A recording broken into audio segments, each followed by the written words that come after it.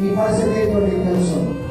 స్వరమే ఒక్క నిమిషం మిమ్మల్ని చేస్తూ నా సాక్ష్యం చాలా మంది చెప్పడానికి సమయం లేదు. ఒక్క నిమిషం స్వరం చెప్పండి అమ్మా, ఒక్క నిమిషం స్వరం చెప్పండి, ఇంకా స్వరం చెప్పండి, కొంతమంది స్వరం చెప్పండి.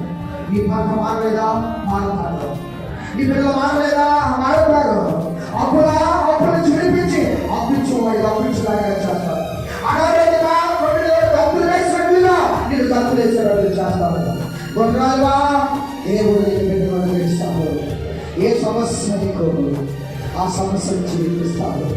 ఆ సమస్య నుంచి విడిపిస్తాడు.